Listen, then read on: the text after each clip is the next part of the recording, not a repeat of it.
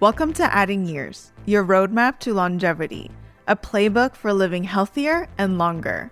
I'm Josie. Along with being a certified personal trainer and longevity enthusiast, I am also a data and AI executive with 4 master's degrees, including one in AI from Johns Hopkins. In each episode, I'll share simple technology and AI-backed strategies with practical steps that you can use to build your own longevity roadmap. I'm not a doctor or medical professional, so be sure to check with your physician before trying anything we discuss on the show. You've probably heard the buzz, peptides, tiny chains of amino acids that act like little messengers inside your body. They're not supplements, not hormones, but something in between, coded whispers that tell your cells when to repair, rebuild, and refocus. Think of them as micro instructions for staying younger, longer. And over the past few years, these molecules have quietly moved from research labs into recovery clinics, wellness centers, and yes, biohacker fridges. Some swear they've rebuilt tissue or healed nagging injuries. Others warn it's too early, too messy, too unregulated. Today, we're going to step between the extremes and look at what's actually real. Picture this. You wake up and your body feels cooperative again. Knees are quieter, sleep deeper, and focus steadier. And now imagine being able to measure that feeling. HRV climbing, resting heart rate dropping, and recovery curves tightening. That's the world peptides hint at when science meets data and when intuition finally gets a dashboard. And these aren't magic bullets, they're precision nudges. Some tell muscles to rebuild, others coach skin to renew collagen, others calm down the immune system when life or stress has it in overdrive. The idea isn't to add more chaos, it's to restore the original conversation your body used to have fluently. So here's what we're answering today, clearly, directly, with no fluff. What peptides are actually researched and validated for health span? We'll separate what's been proven from what's just trending. And how do you use them safely? Which have the strongest safety records? Because understanding regulation, dosing, and sourcing isn't optional. It's self-preservation. And lastly, how can AI help both in researching and tracking results? Because the "I think it helped" feeling becomes much stronger when the data nods with you. By the end, you'll know which of these molecules have earned their credibility, which still live in the gray zone, and how to bring the right kind of technology alongside your curiosity. No hype, no hard sell, just mechanism, methods, and a reason to stay hopeful. So let's begin. If aging is a gradual loss of clear communication inside the body, peptides are like restoring signal strength. The messages between cells don't vanish with time, they just get fuzzy. Repair commands arrive late, growth cues go unanswered, inflammation forgets when to turn off. What peptides promise is a way to sharpen that conversation again. The reason this moment matters is access. 10 years ago, you couldn't touch these compounds unless you were in a trial or military recovery lab. Now they're crossing over. Prescription use, clinical research, and wellness protocols are all starting to overlap. That means 2 things: real potential and real need for discernment. Because longevity isn't about adding years to a calendar. It's about adding quality to the years you already have: mobility, sleep, focus, and curiosity. The peptide conversation sits right at that crossroads, where biology, data, and self-care finally start speaking the same language. So what's really happening under the hood? If we zoom in far enough, longevity stops looking like a number and starts looking like a language. One molecule signaling another, one protein translating a message that either repairs or declines. Peptides are those messages made tangible, short chains of amino acids, 2 to 50 units long, that act as highly specific communicators. Their job isn't to overwhelm the body, but to remind it what balance used to feel like. Let's anchor in on 4 domains where peptide research meets measurable age-related change: metabolic health, immune resilience, cellular repair, and mitochondrial energy. Starting with metabolic health, The most validated peptide class in modern medicine isn't speculative. It's redefining metabolic care. GLP-1 receptor agonists like semaglutide and liraglutide, originally developed for diabetes, GLP-1s now carry hard longevity data. In the SELECT trial published in the New England Journal of Medicine in 2023 with over 17,000 participants, adults with overweight or obesity but no diabetes saw a 20% reduction in major cardiovascular events over 3 years on weekly semaglutide. Beyond weight loss of around 10%, the deeper signal was metabolic repair, reduced inflammation, improved vascular function, and steadier glucose control. The mechanism works like this. GLP-1 peptides act like conductors reteaching the orchestra to keep time, coordinating insulin release, appetite signals, and vascular tone. Think of it this way. Your metabolism is a thermostat stuck on high. GLP-1s reset it, restoring metabolic calm instead of constant heat. The longevity link is clear. Stable glucose, lower inflammation, and improved cardiovascular health directly extend health span and reduce all-cause mortality risk. These are prescription only and globally regulated, and common side effects include transient nausea and slower digestion, with rare cases of pancreatitis. Moving to immune modulation and resilience, if aging had a soundtrack, it's immune static. Too much noise, not enough precision. Thymosin alpha-1 helps restore the melody.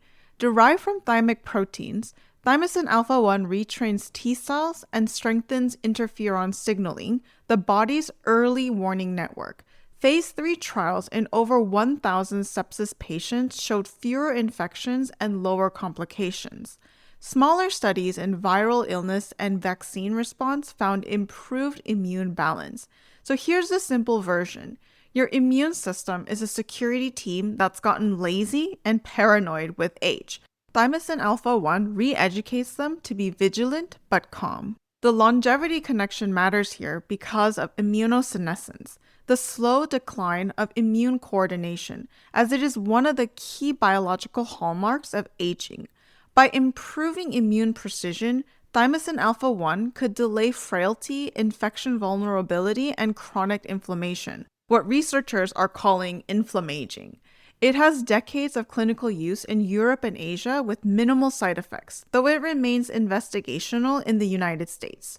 Moving on to cellular repair and regeneration, starting with GHK-Cu, the skin's whisper network. This tripeptide bound to copper is one of the body's natural repair codes. It signals fibroblasts to rebuild collagen, regulate inflammation, and activate antioxidant genes. In gene expression studies published by Pickard and colleagues in 2015, GHK-Cu upregulated hundreds of youth-associated genes and suppressed those tied to oxidative stress.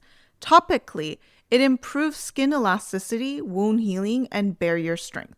Think of it like this. Your skin, after decades, is like a weathered house. GHK-Cu hands the crew the original blueprints and say, build it like this again. The longevity link is straightforward. Tissue integrity and collagen density are direct proxies for biological aging. By reactivating repair genes and dampening chronic inflammation, GHK-Cu supports both cosmetic and functional youthfulness. Topical use is FDA cleared as a cosmetic, but injectable or compounded forms remain unapproved and require medical oversight. Then there's FOXO4-DRI, the senescent disruptor. This represents a new frontier, selectively disabling senescent cells, what some call zombie cells, that drive aging. In 2017, Van Duersen's team published in the journal Cell showing that FOXO-DRI in mice disrupted the binding between FOXO4 and P53, allowing senescent cells to self-destruct. Within weeks, old mice regain hair growth, kidney function, and activity levels. Here's the metaphor. Think of aging cells as noisy tenants who refuse to move out. FOXO4-DRI is your eviction team, and the longevity potential is significant. By clearing senescent cells, FOXO4-DRI tackles a core hallmark of aging, accumulated cellular debris that drives chronic inflammation and tissue decline. Though human data are pending, it's one of the most conceptually direct peptide routes to lifespan extension observed in mammals. But it's important to note that this is preclinical only, not FDA approved, and remains a laboratory-grade research molecule. And finally, moving to energy signaling and exercise mimetics. If mitochondria are the engines of life, MOTS-c is their firmware update. Discovered in 2015 by Kim and colleagues in Cell Metabolism, this 16 amino acid peptide is encoded by mitochondrial DNA and acts as a stress response messenger. It boosts glucose utilization, increases FAX oxidation, and activates AMPK, the same longevity pathway triggered by fasting or endurance exercise. Animal models show improved insulin sensitivity and physical performance. A 2023 pilot human trial suggested enhanced metabolic flexibility in middle-aged adults. The simple version, MOTS-c sends the body the same message you get in the middle of a perfect workout. Adapt and get stronger. The longevity connection comes through improved mitochondrial efficiency and stress resilience. MOTS-c may slow metabolic aging, supporting endurance, weight stability, and cellular energy as we age. It's investigational, not approved, and banned in professional sports under WADA. Across all of these molecules, 3 recurring biological plays emerge. I call them the 3 Rs. First is repair, which rebuilds or restores damaged tissue like GHKCU and FOXO4-DRI. Think of them as a construction crew returning with the correct blueprint. Second is regulate, which retrains immune or metabolic networks like thymosin alpha-1 or GLP-1. That's like reprogramming the thermostat or security system. Third is recode, which resets mitochondrial or gene signaling loops like MOTS-c. This is updating the body's operating system. In plain English, repair keeps tissue young, regulate prevents system from overreacting, and recode fine-tunes the control centers of aging. Together, they target nearly every hallmark of aging: metabolic dysfunction, loss of proteostasis, chronic inflammation, mitochondrial decline, and cellular senescence. Now for the reality check on safety and regulation. In the US, GLP-1s are prescription approved. Thymosin alpha-1 and topical GHKCU have long safety records. FOXO4-DRI and MOTS-c remain unapproved research compounds. The 503A compounding rule prohibits compounding of unapproved peptides due to purity and dosing uncertainty. In Australia, these are classified as Schedule 4 prescription only. In the UK, they're allowed only as unlicensed specials under physician oversight. WADA and USADA ban investigational peptides in competitive sports. The simplified takeaway: if it isn't prescribed or regulated, the risk isn't just legal, it's biochemical. Sequence deviations or contaminants can turn a targeted signal into random noise. So finally, let me connect the dots on the longevity logic. At a cellular level, peptides act like emails in your body's inbox. Each carries one precise instruction: repair, recalibrate, or re-energize. Aging fills that inbox with spam, oxidative stress, misfolded proteins, inflammatory chatter. Peptides, when used correctly, are clean replies that restore order. GLP-1s restore metabolic clarity, which means fewer chronic disease drivers. Thymosin alpha-1 rebalances immunity, leading to less inflammation. GHKCU and FOXO4-DRI repair tissue and clear cellular waste, creating structural and functional rejuvenation. MOTS-c updates energy signaling for better endurance and metabolic youth. Collectively, they move longevity from wishful thinking to systematic recalibration. Less about adding years, more about adding capacity. But there's a safety hierarchy worth understanding. At the top tier, proven and approved, you have GLP-1s like semaglutide and liraglutide. These are FDA and EMA approved for weight, cardiovascular risk, and metabolic repair, and they require a physician. Second tier is clinically supported peptides like thymosin alpha 1. These are approved abroad but investigational in the US, used for immune modulation and anti-inflammaging, also requiring a physician. Third tier is cosmetic or topical safety like GHKCU. This is cosmetic approved for skin repair and collagen maintenance. Medical oversight is optional for topical use. Fourth tier is investigational or experimental like FOX4-DRI or MOTS-C. These are preclinical or unapproved, targeting cellular senescence and energy signaling and require strict medical oversight or none at all because they're not available clinically. When people talk about peptide stacks, they're often mixing tools that live in very different safety zones. What's harmless on the skin could be high risk in a syringe. So here's the core pattern: precision over force. The smaller the signal, the more specific the repair. That's the paradox of peptides. Their power not lies in aggression, but in clarity. They're not trying to override biology, they're trying to teach it to remember. And in the longevity landscape, this shift matters. We're moving from blunt interventions like hormones, megadoses, and crash fasting to targeted molecular coaching, nudging the body's own pathway towards equilibrium. And as AI continues to analyze peptide data and integrate wearable outputs, we'll learn faster which molecules truly extend health span and which just makes headlines.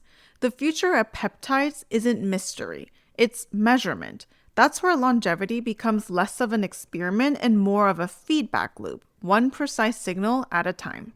Now moving on to actually taking peptides. And let's be honest, this is a part where things can go sideways.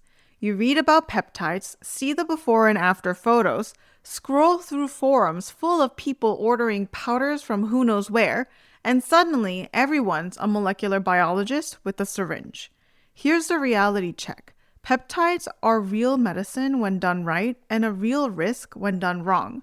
They live at the intersection of biology, precision, and regulation. And that means that the smartest thing that you can do is slow down, get a prescription, and work with people who actually know what they're doing. So let's talk about that. How to do that safely, measurably, and maybe even enjoyably.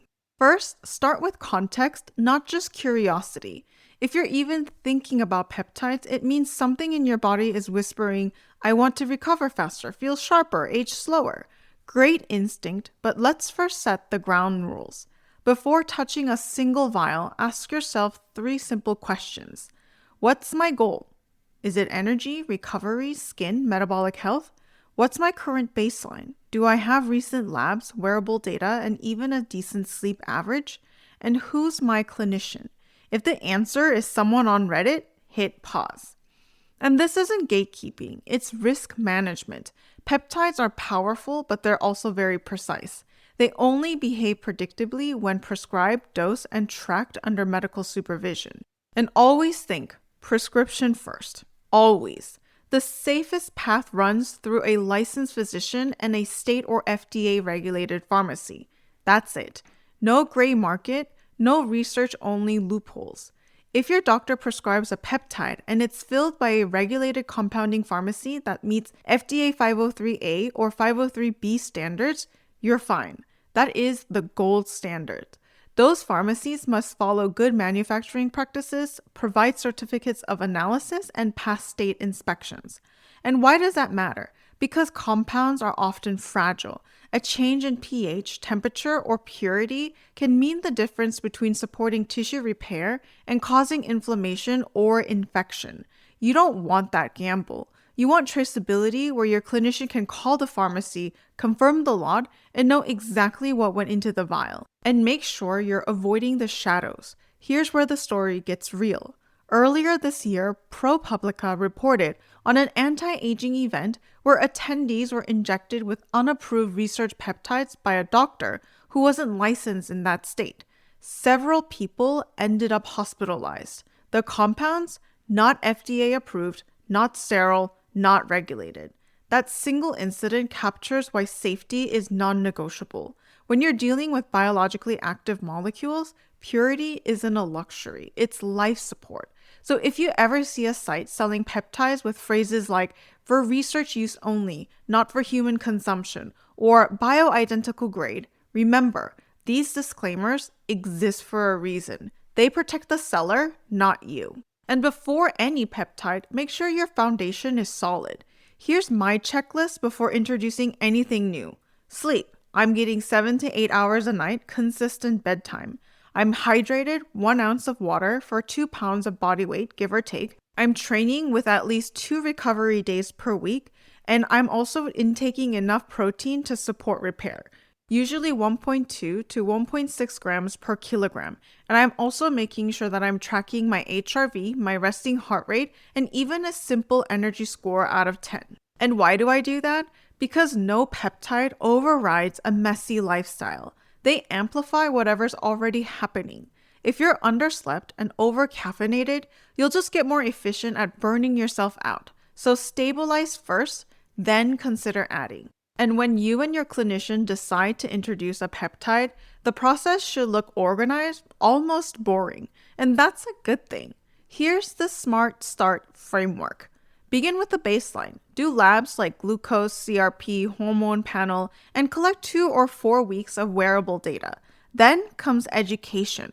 Understand the compound, how it's stored, how it's injected if applicable, and expected effects. Next is verification. Make sure that the pharmacy is state or FDA regulated and provides batch documentation. Give yourself a trial window, minimum 12 weeks before drawing conclusions. Focus on tracking. Measure objectable changes like HRV, sleep, resting heart rate, strength, and inflammation markers. Schedule check-ins at 4 weeks and 8 weeks with your clinician and define the exit criteria. What does enough look like? Peptides should add data, not drama. And let's talk about how AI helps you keep honest. AI isn't going to replace your doctor, it's just your lab assistant who will never sleep. Here's an example prompt. Summarize human data and current regulatory status for peptide categories related to longevity. Flag which ones are prescription only and which are investigational. You'll get a clean breakdown you can review before any appointment. And for tracking, connect your wearable, feed data into a dashboard, and let AI highlight those trends. If your HRV drops, your sleep tanks, or you notice no improvement after 8 weeks, the system should flag it objectively. It keeps you from falling into the maybe it's working trap. And what about research peptides? Because you'll see this term everywhere. Research peptide sounds neutral, but what it really means, it's unregulated. It might be pure, it might not. It might even contain what the label says, but you won't know because nobody is required to verify it. And I get it. They're cheaper, easier to order, arrive with no prescription. But that convenience hides serious problems. No sterility oversight, unknown dosing accuracy, and potential contamination with heavy metals or bacterial endotoxins. These are biologically active compounds. They're not vitamins, and they're not harmless if it doesn't work. My rule, if it doesn't come through a licensed physician and a regulated pharmacy, it doesn't go into my body. And here's something that might sound backward, but safety actually creates freedom. When you know your peptide is clean, your dose is correct, and your doctor is watching your data, you can focus on what actually matters: recovery, energy, and longevity. Without that structure, you're gambling with biology. With it, you're performing an elegant experiment, the kind that respects both the science and the human. If you want to go far in the longevity world, this is how you go safely. And people ask me all the time, aren't you afraid of injections? Doesn't this feel like too much? And my answer is always, I'm not afraid of needles, I'm afraid of shortcuts. The shortcut is where the harm happens. That's where the corners get cut, where the pharmacy isn't verified, and where nobody's checking purity or dose. If you're listening right now and you're curious about peptides, here's the only line I want you to remember. If a licensed physician prescribes it and a regulated pharmacy fills it, you're on the right track. Everything else is a gamble. So, okay, let's make it personal now. I'll tell you exactly what this process looked like when I ran it myself, the baselines, the wearable data, and the one thing that completely surprised me and the lesson I didn't expect. A few months back, I decided to run a small, careful experiment. I had been training regularly and feeling solid overall, but one stubborn elbow refused to recover the way it used to. It wasn't an injury, just a persistent ache that lingered long after it should. So I talked with my physician. He specializes in advanced treatments, including peptides, and we designed a short, structured trial. Everything was prescribed, filled through a state-regulated compounding pharmacy, and tracked from start to finish. He prescribed pentadecaarginate, or PDA, a peptide thought to support recovery and tissue repair.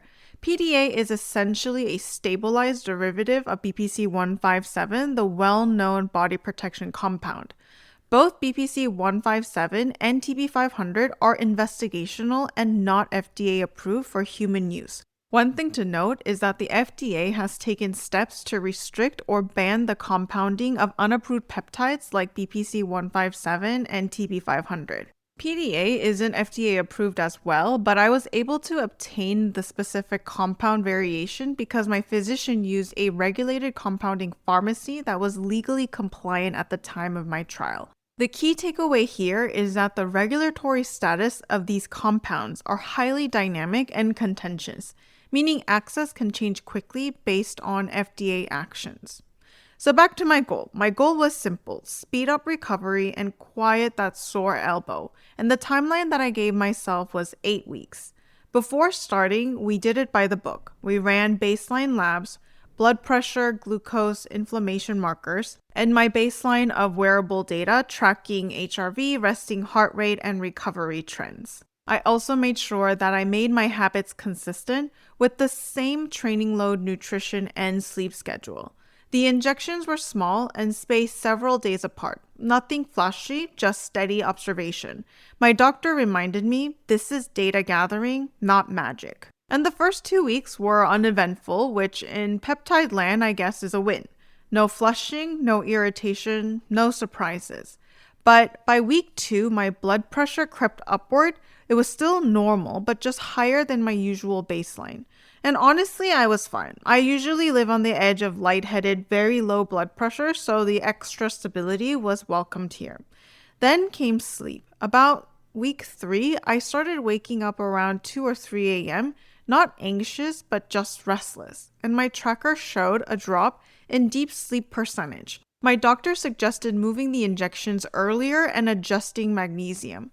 It helped a bit, but sleep never quite returned to normal. And midway through, though, I noticed something encouraging. My elbow pain had gone quiet. Post-workout, the soreness didn't linger, and my overall recovery felt smoother. Was it the peptides? Possibly. Was it consistency, hydration, or placebo? Also possible. My HRV didn't budge, my resting heart rate stayed steady, and overall energy was unchanged. But subjectively, I did feel less inflamed.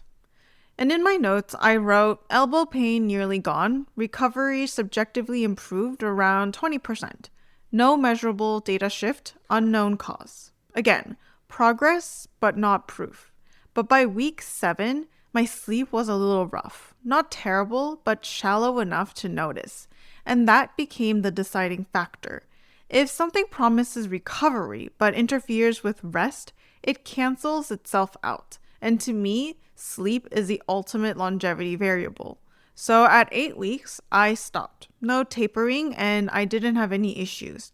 And 2 weeks later, my sleep normalized, my blood pressure eased back down, and my elbow actually stayed fine. And here's what I learned. Sometimes no big change is the data. It tells you what doesn't move the needle, and that's useful. And the subjective wins still count. My elbow stopped hurting, and that matters, even if I can't prove causation. And knowing when to stop is part of the science. Quitting safely is how you stay in the game long enough to learn. So would I try peptides again? Yes, but with the same caution and structure. I'm curious about CJC plus ipamorelin, which is a physician-prescribed combo some use for recovery and growth hormone balance. I'm not rushing it. I'm still researching, reading studies, and checking real world safety data. If I do another round, the formula won't change. Doctor prescribed, regulated pharmacy, measurable plan, optimal stop anytime. That's the version of longevity that actually lasts. Curiosity with boundaries. So when people talk about biohacking, I think of it differently now. It's not hacking, it's careful experimenting with guardrails. And maybe that's the truest marker of health span. Not how many interventions you try, but how wisely you choose them. All right, my favorite part, the mythbusters. There's a lot of noise about peptides, half science, half wishful thinking. So let's clean it up. Myth 1: peptides replace good habits. We discussed this a little bit, but if your recovery routine is chaos, peptides will just make you better at being chaotic. They don't erase bad sleep, skipped meals, or chronic stress. They amplify whatever's already happening. Myth 2: they're natural, so they must be safe. So is arsenic. Many peptides mimic natural compounds but are made synthetically and can be far more potent. Potency without oversight isn't wellness, it's risk. Myth 4: all compounded peptides are illegal. Compounding itself is a standard medical practice. The question is who does it? Pharmacies operating under state or FDA regulation can legally compound certain peptides when prescribed. That's exactly how my PDA was made, through a compliant inspected pharmacy with full documentation. Myth 4: you'll know it's working because you feel it. Maybe, or maybe you just want it to work. Most peptides act quietly at the cellular level, and the placebo effect is a loud roommate. Myth 5: if something goes wrong, I'll just stop and it'll be fine. Not always. Some peptides touch hormone or immune pathways, and sudden changes can cause rebound effects. And if you bought from some random website, you might not even know what you took. So make sure you have a physician-supervised exit plan before you start. Stopping safely is part of smart use. And lastly, myth 6: side effects only happen with bad products. Even legitimate prescriptions can cause shifts in your sleep, blood pressure, or even your mood. And that's not failure, that's feedback. You adjust or you stop with your doctor's help. So now let's wrap everything up. When I opened this episode, I said we would answer 3 questions. Which peptides are actually researched and validated for health span? How do you use them safely? And how can AI help you learn and track your results? Let's bring this home. So what peptides actually hold up? Some peptides, like the GLP-1 class used for obesity and diabetes, have real clinical evidence and should absolutely be used when prescribed by a doctor. Those are therapies, not experiments. But if you're considering peptides purely for longevity or optimization, most of what's out there is still early research, promising but unproven. And that doesn't mean never. It just means not yet, not until your base is solid. And how do you use them safely? The rule is simple: prescription first, regulated pharmacy always. If a licensed physician prescribes it and a state or FDA compliant pharmacy compounds it, you're on firm ground. That's what separates a medical treatment from a self-experiment. Anything labeled research use only, sold online, or shipped in an unlabeled vial, that's not biohacking. That's gambling with your health. And lastly, where does AI fit in? Well, AI is your research co-pilot and definitely not your doctor. Use it to summarize studies, organize wearable data, and see patterns that help you and your doctor make sense of your progress. It's the bridge between curiosity and clarity, but it does not get the final say. And lastly, here's the truth most people don't want to hear. If you're looking at peptides purely for longevity, you have to earn that level of experimentation. Until your fundamentals are dialed in, your exercise routine is consistent, your sleep restorative, your recovery planned, your nutrition clean, and your blood work steady, peptides won't do what you want them to do. They'll just magnify the chaos. When the basics are strong, That's when adding clinically validated peptides under medical care might make sense, but they're never the starting point. They're the refinement layer. Peptides represent where medicine is heading, from broad advice to precision care, but precision only works when the foundation is stable. Because the real secret isn't in the newest molecule, it's in mastering the simple things long enough to make the complex ones matter. Curiosity keeps you young, regulation keeps you safe, and consistency keeps you here. Thank you for spending your time with me today on Adding Years, your roadmap to longevity. If you found this episode helpful, please follow or subscribe on your favorite podcast platform and consider leaving a review. Before we wrap up, a quick but important reminder. Adding Years is for informational and educational purposes only and is not a substitute for professional medical advice, diagnoses, or treatment. Always consult your physician or qualified healthcare provider before making changes to your health regimen, supplements, or exercise routine. What you hear on this show reflects personal opinions, experiences, and not medical advice. I'm Josie, and this is Adding Years. Until next time, here's to living better, longer.